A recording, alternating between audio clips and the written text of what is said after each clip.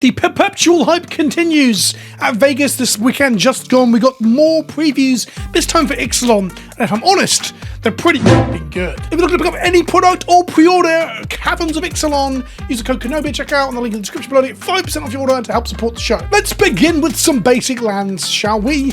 There are full art lands in the set. Shock horror, I know none of you were expecting that. It's unusual these days to have full art lands in a set. Do you know what? I was itching for it. I couldn't believe it when I saw it. I was like, finally! It's only been about 30 seconds since I last got full art lands. They look a little bit like resort posters. I don't know if that's an intentional thing, as I haven't watched the entire panel to get word for word what the intention behind these things were, but to me these look like the advertisements you get in a magazine to encourage you to travel to Ixalan, and I quite like that idea, but I don't know, they look a little bit cheap. It might be all the dead space at the bottom between the corners and the title of them. They're not my favourite, but I don't also hate them. If these are your thing, more power to you. But on the topic of lands, let's talk about one of the elephants in the room, or the things you're excited to talk about, shall we say. Cavern of Souls is being reprinted into standard for the first time since Atlason Restored, which was when it was originally printed. This card is currently minimum price $40 depending on which one you go for, and it did recently get a printing as Paths of the Dead in the Lord of the Rings set. Most importantly, it's not in some sort of box topper, special slot, special guest, alternate section part. This is literally going into standard by the main Ixalan set. It is a mythic, of course, because everything good has to be a mythic when we put it into standard. That's just the way it goes. And to be fair to it, it has been a mythic in every single reprint since. It was just rare originally during Atlason Restored. I love it when they don't realise how good a card is and they print it at rare, and then later on they're like, better push that up to mythic, better maintain some of that equity. There have been people complaining on social media that Cavern of Souls basically spells the end for control in certain formats, primarily Pioneer, because up until this time, Pioneer didn't really have Cavern of Souls, and by really have, I mean it wasn't legal. But it going through standard means it's now going to be in Pioneer. But ultimately, when you look at the metagame percentages of like decks on something like Goldfish, control decks don't tend to have a very prominent showing in Pioneer. Again, I'll have to look via these statistics because I have no anecdotal or gut feeling because I hardly play Pioneer myself. But counterspell based control decks just aren't that common. The other thing is that Cavern of Souls is really good when you have typal or tribal matters decks that are utilizing the Cavern of Souls to protect all of its creatures. Some decks will play it even if they aren't like a whole entire creature type. So for example, Amulet and Modern may play Caverns as one of their tutable lands to give their giants, their primeval titans, protection from the counterspells of their opponents. But on the whole, it's not really utilized like that very often. So unless a lot of creature decks that utilize this, like humans or merfolk, or I guess spirits is the one deck that will definitely play this in Pioneer because it's a good typal matters deck anyway. Unless those rise to the top, it doesn't really matter that this got printed. I don't think this is the big deal that people think it is. It could also push control decks to be a lot worse than standard too, is the other point.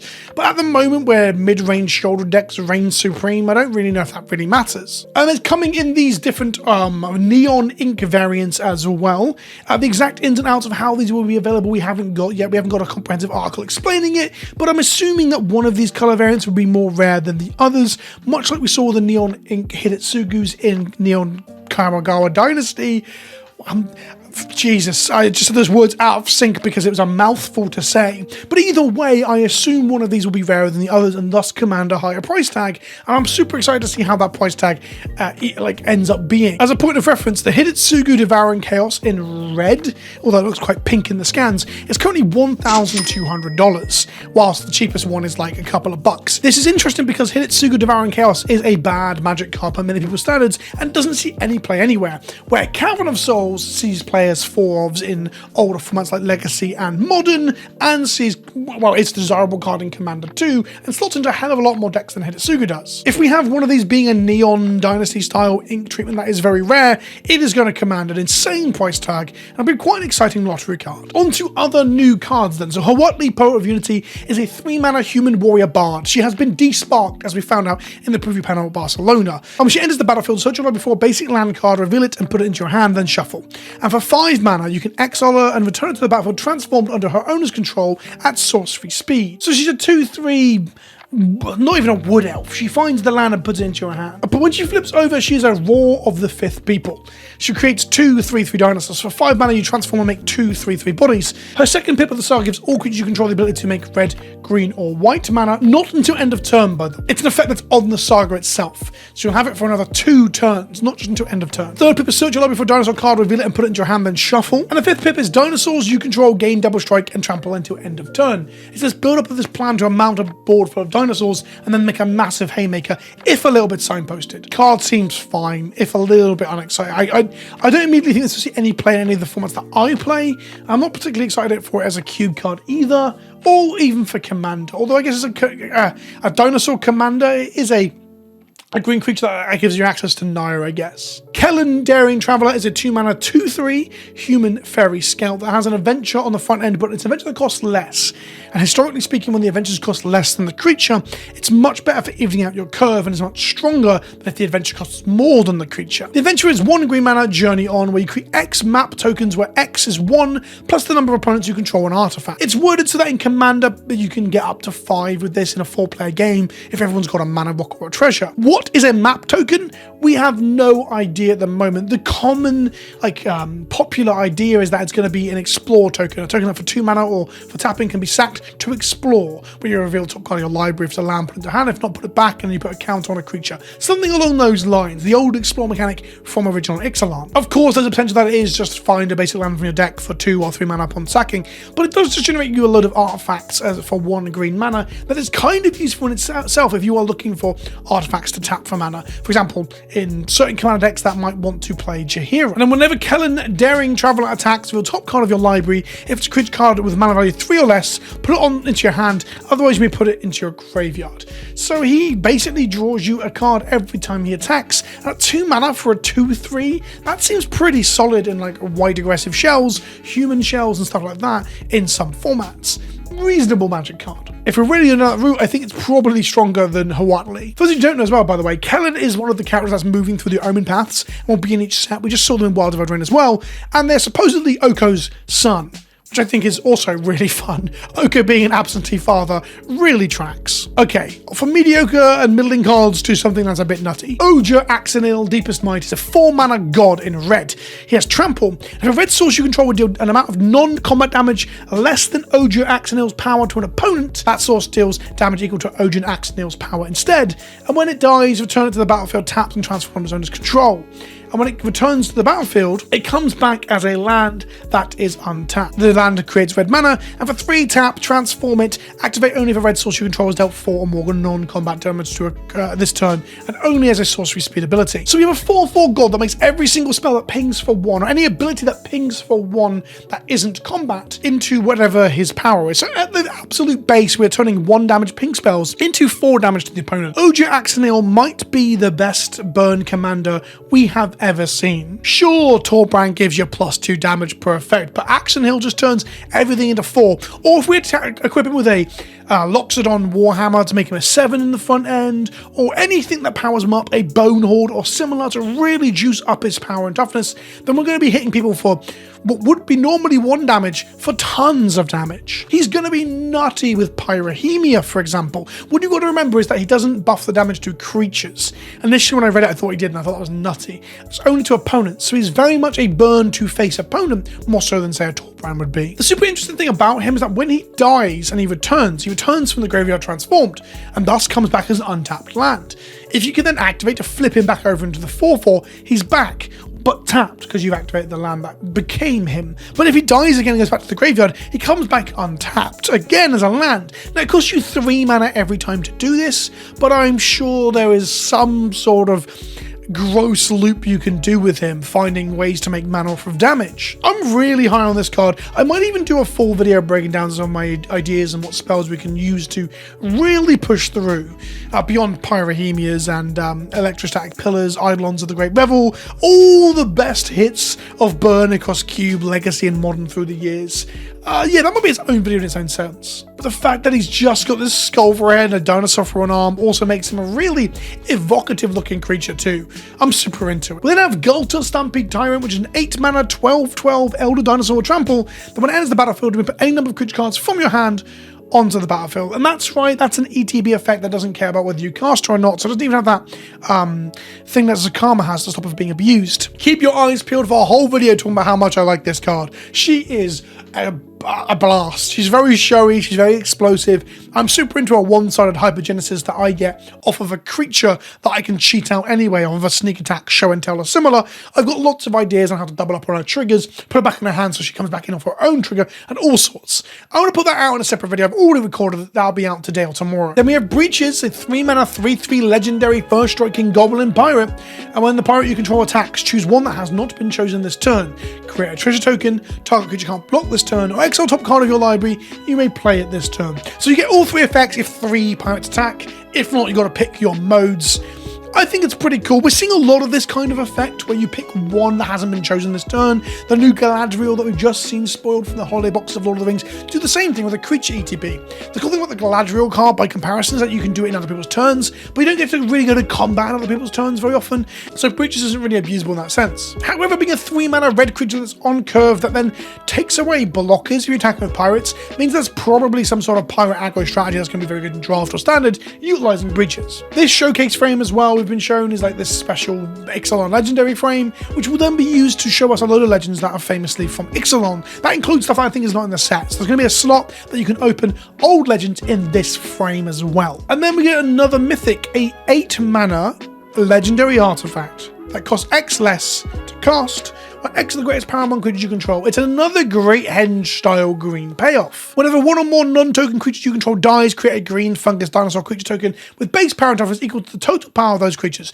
So when the creatures have died, we're going to infest them with skull spores and bring them back as plant fungus dinosaurs. Well, not literally plant, actually fungi, funguses. But this is a very good card for your aristocrat style Slimefoot decks especially. And then it has a 2-mana tap, double target creature's power and toughness spend a turn. So you can get extra power out of the thing dying, for example, or going to combat, or just hitting through the big trampler. This seems like a very cheap and easy to get into play artifact that will absolutely give you insurance against wraths, for example, when all your creatures die. But you've got to bear in mind it's only one instance of the trigger. So if you lose 7 creatures, that will add up to 20 power, you get a 20/20 creature. It sort of ties all the monsters together. So you don't get one per thing that has died, one dino fungus per thing. It all ties them together. One reanimated fungal corpse. This seems pretty decent, Commander. It's not the Great Henge. I made the comparison because that's the same cost reduction effect. Nothing as good as the Great Henge. The Great Henge is insane. Card draw is obviously very powerful, but this being a cost reduced, often they cost you 4, 3, or even 2 mana in Commander. It means it's a very solid card for any deck that knows it's going to be sacrificing its creatures or wants insurance against wraths. On top of all this, we have Box Stoppers. The only one we've seen from the Relics Box Stoppers is a Corrosive Portal, a magic card that I absolutely adore. A one-sided Howling Mine that is a wrath if multiple people agree, and this is in the Box Stopper slot. So there'll be foils that come with the boxes, and there'll be non-foils in collector boosters and maybe set. I didn't quite catch exactly where they're going to be found. When we get the article on that, I might talk about that in a video as well. So we're going to get a load of cool artifacts. This is number 109, so I'm assuming there's at least 9 of these. It's probably going to be around 15 or so. And then we've got the special guest slot. This is different to the Box Topper slot. I know if it sounds confusing, it's because, well, it is, right? That's just how Magic is now. These will be showing up in set boosters and maybe collector. Again, we haven't had full confirmation of exactly how they're showing up because it was revealed at a panel and that was it. But the Lord of Atlantis is one of these. It's a card that would fit within the realms of Ixalan, but isn't going to be in the standard set. And if you look at the product code down in the bottom left-hand corner, it's SPG, meaning it's a separate sort of sheet, a separate thing. It's not going to be standard or Pioneer legal. The Box Toppers were in LCC, so the Commander product technically. So Lord of Atlantis is an obvious include because of the omnipresence of Merfolk on the plane, but the one that got everyone excited is Mana Crypt. That's right, we're getting another Mana Crypt reprint. Huge amounts of reprint equity in this set. Special slots, Box Toppers, Mana Crypts, Cavern of Souls. It's kind of crazy how much good value we can get in here if this doesn't crash all the prices. And Mana Crypt is in here, but not only is it in here as a special guest slot that's available in some set and collector boosters, there's going to be Chase colored variants of them using this like new neon inky special edition-y thing. Again, the exact rarity of these and how many of them there are and where will they show up, we just don't know yet.